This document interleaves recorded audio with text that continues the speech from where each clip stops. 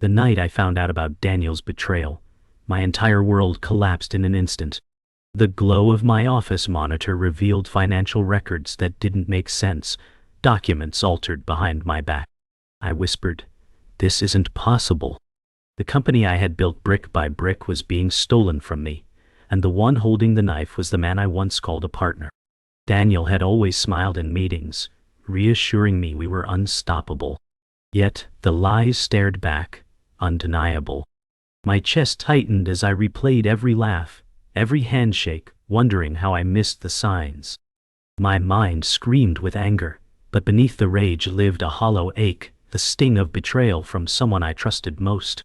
I clenched my fists and muttered, "You won't get away with this." In that moment, the path of no return was set. Revenge wasn't an option. It was my only way to reclaim what was mine. I couldn't confront Daniel that night. My rage demanded it, but logic whispered caution. If he saw me coming, he'd bury the evidence. Instead, I forced myself to sit in silence, replaying his words from earlier meetings. He always said, "Trust me, Olivia, I'll protect the company." Each phrase now sounded like a dagger wrapped in silk. My heart screamed to storm into his office, yet I stayed seated, every second grinding against my pride. Waiting felt like weakness, but I realized patience would become my greatest weapon. I whispered, "Not yet, Daniel, but soon." Sleep was impossible. Every blink revealed Daniel's smug grin, every breath burned with anger. I scrolled through endless documents, my thoughts a storm. Memories of late nights working together resurfaced, his laughter, his confidence. "We're in this together," he once said. I muttered, "Liar. Betrayal doesn't break you with noise. It's silent, creeping, until it suffocates." Alone in that office, I realized trust had been an illusion, and vengeance my only truth. By dawn, whispers of missing funds had already spread. Employees exchanged glances, their confidence shaken. I caught fragments.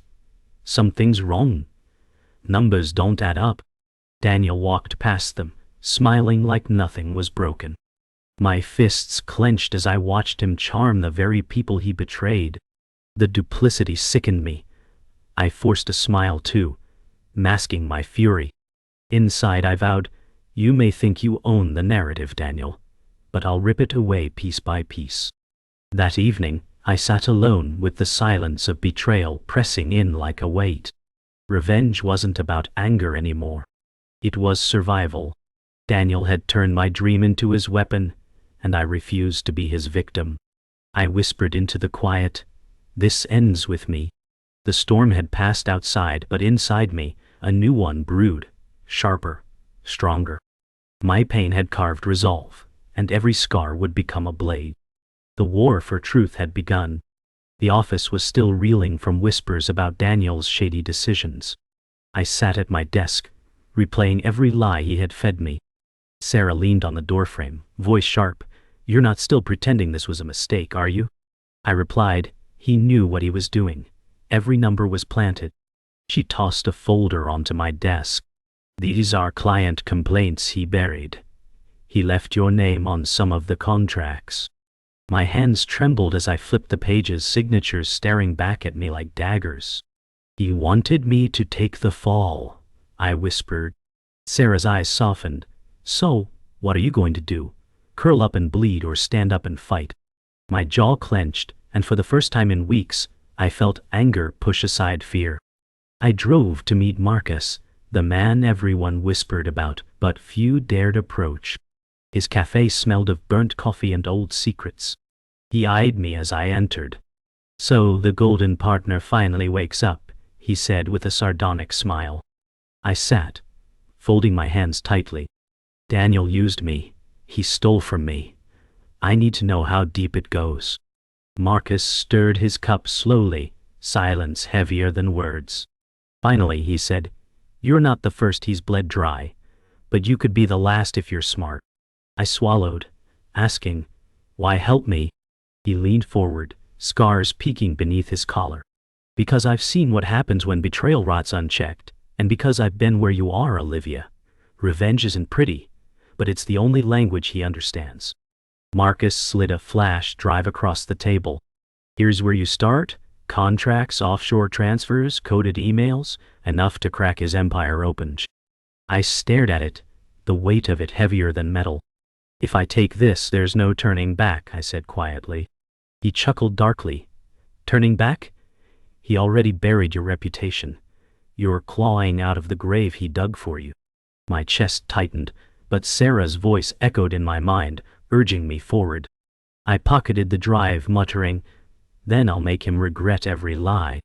Marcus leaned back, nodding. Good. But remember, revenge doesn't rebuild, it burns. Decide what you want standing when the fire's gone. His words burned into me almost as much as my fury. Later, in Sarah's apartment, the three of us sat hunched over laptops and files.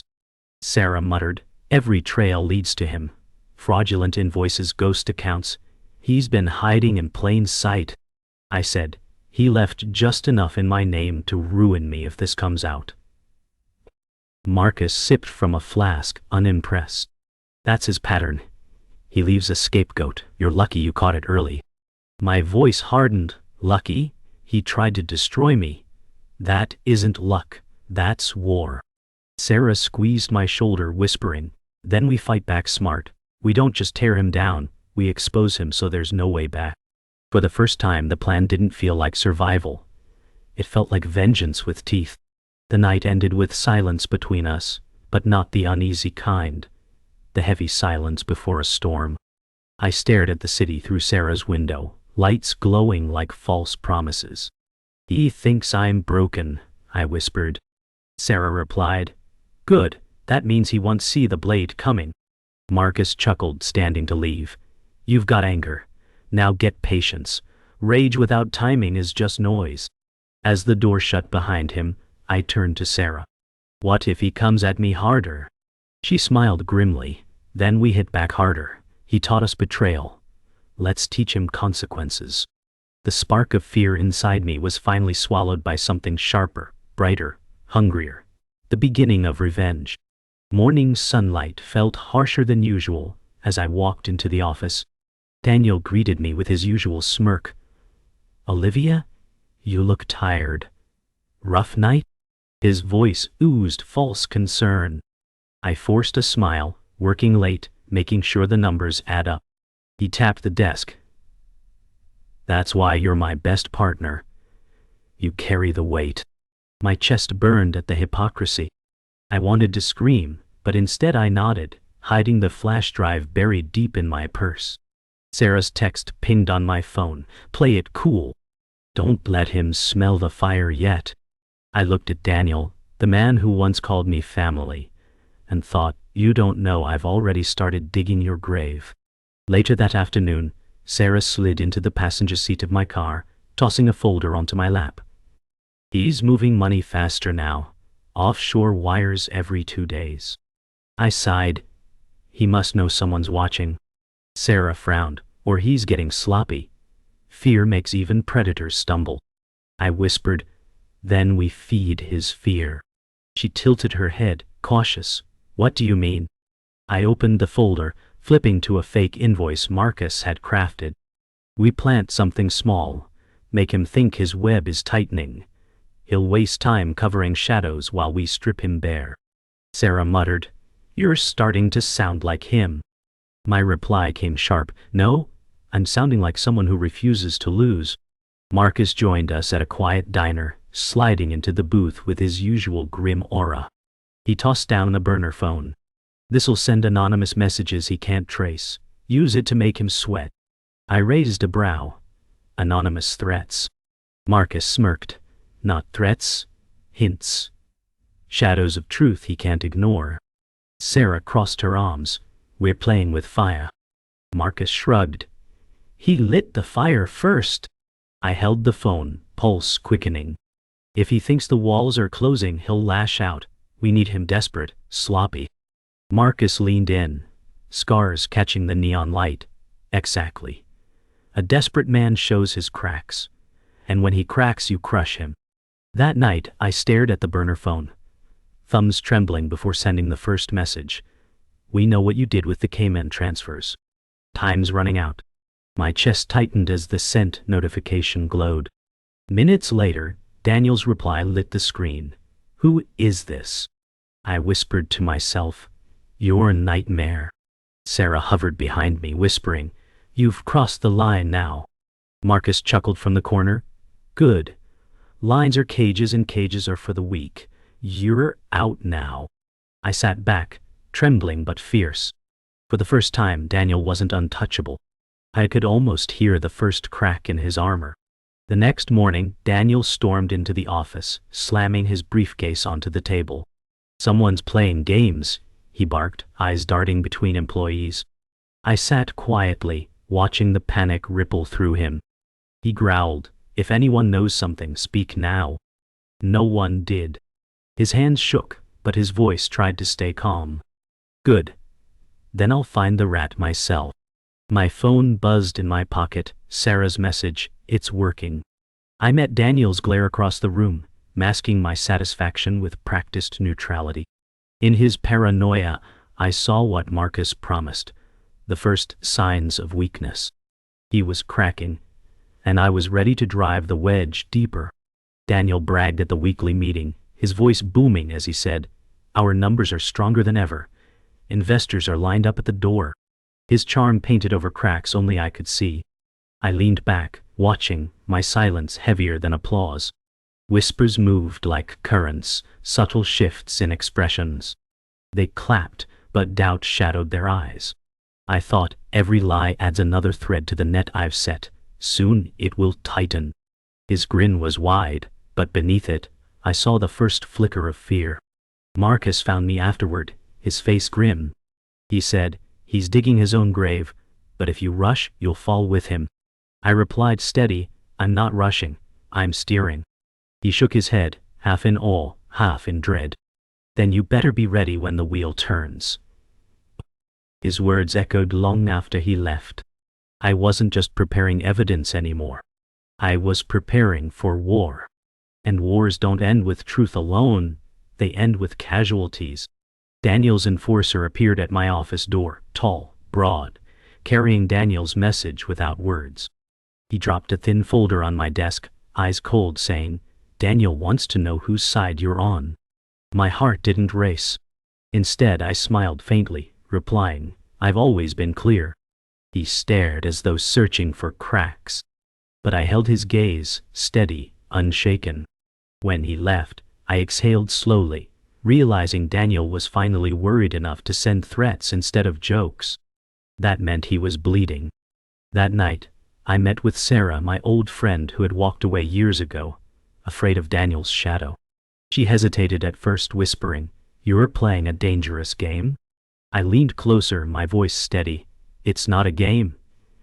It's justice. She searched my face, then sighed, I'll help. It wasn't just an ally I gained. It was a bridge to voices Daniel thought he'd silenced forever. Each ally was a spark, and sparks together make fire. Daniel didn't see it yet, but the fire was already spreading. Alone again in my apartment, I laid out Daniel's web on my wall. Strings, papers, dates, faces. It looked chaotic, but to me, it was a pattern of lies, each string leading back to him. I whispered, This isn't just business anymore. This is survival. In that quiet I felt no fear, only resolve. For every betrayal, I had built a counter. For every lie I had a truth sharp enough to cut. And when the time came, I would not tremble. I would strike, clean and final. Daniel stormed into my office uninvited, his tone sharp as he said, People are whispering, numbers don't add up. You wouldn't know anything about that, would you?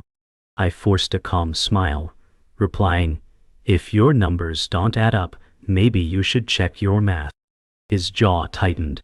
I could see the storm building behind his eyes, but he wouldn't show weakness. He leaned forward, voice low. I'll crush anyone who tries to undermine me. I held his gaze, steady, unmoved, and thought, Good, because the louder you shout, the more they'll hear the cracks. Later that night, Marcus called me, his voice laced with urgency. He said, You're cornering him too fast. A man like Daniel doesn't crumble quietly, he explodes. I paced my apartment answering, let him explode. His fire will burn him first. Marcus sighed heavily. I've seen men like him drag others down with them. I closed my eyes, gripping the phone tighter, replying, then I'll make sure I'm the one holding the water when the fire comes. His silence told me he both feared and respected the path I had chosen. The next morning, I walked into the office to find Sarah waiting, her hands clutching a folder. She whispered, I pulled files from the old server, things Daniel thought were erased. My heart pounded, but I forced composure as I asked, how bad is it? She exhaled, trembling, it's worse than you imagined. I placed my hand on hers briefly, saying, then, this is the beginning of his end. In her eyes I saw fear, but also something else, hope. For the first time, the tide wasn't just shifting. It was roaring. Daniel sat across from investors, trying to spin charm into gold. His voice was smooth, but his hands fidgeted, betraying him. One investor leaned back and asked, why don't these reports match? Daniel laughed too quickly, deflecting, must be a clerical error. Behind the glass wall I watched unseen, every stammer another nail in his coffin. I thought, the empire you built on lies is starting to collapse, and you're the one handing me the hammer. His mask was slipping, and this time, the audience saw the cracks.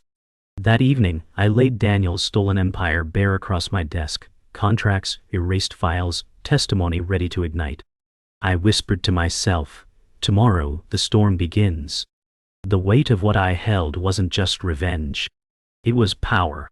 Daniel thought betrayal had broken me, but betrayal had remade me. Each paper was a weapon. Each secret, a blade. When dawn came, I wouldn't just confront him. I would expose him, and the world would finally see the truth. His lies had carried him high, but truth would drag him into the dirt. Morning broke heavy with tension, the kind you could taste in the air. Sarah entered my office, eyes darting nervously as she whispered, Daniel's been calling around desperate, he's trying to shift blame onto you. I leaned back in my chair, keeping my voice steady, let him. Every lie he spreads will tangle him further. She bit her lip, saying, you're playing with fire, Olivia. If he senses you're behind this, he'll strike back without hesitation. I locked eyes with her and said, he already struck first. I'm just making sure his own blade turns on him. Her face softened, torn between fear and admiration. The world outside buzzed with routine, but within these walls, a storm was gathering, ready to burst. Marcus invited me to a quiet cafe, away from prying eyes. Over coffee gone cold, he leaned forward and muttered, Daniel's panic is spreading, investors are nervous, and whispers are reaching the press. I stirred my cup slowly and replied, good. The press will smell blood, and once they bite Daniel can't buy them off. Marcus frowned deeply, voice dropping lower. But what if he drags you down with him? You're tied to him in every contract, every deal. I smirked faintly, whispering, that's why I've rewritten the story. By the time they look, I'll be the whistleblower, not the co-conspirator. His silence was long, his eyes scanning me with something between pride and fear. He finally said, you're colder than I ever thought you'd be. And I thought, not colder, just sharper. Daniel barged into a boardroom, face flushed, voice rising as he snapped at the investors. Olivia has been sabotaging this company. She's leaking lies to the press. The room fell silent, tension so thick it nearly choked the air. One investor raised an eyebrow and said flatly, if that's true, prove it. Daniel sputtered, his composure cracking. I know it's her. Who else could it be?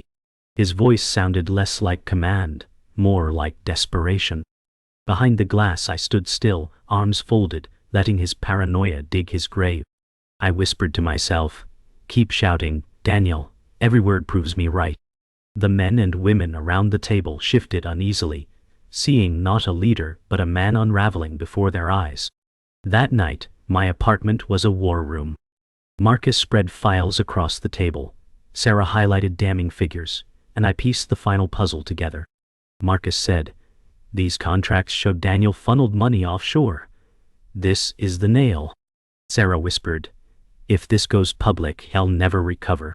I traced the red strings on the board behind me, replying, "It's not just about recovery, it's about exposure. When the truth comes out, people won't see him as powerful. They'll see him as pathetic." Marcus exhaled, shoulders heavy, saying, "You've turned vengeance into art." I glanced at both of them, voice sharp. "Tomorrow, we don't just break him, we make sure he has nothing left to rebuild with."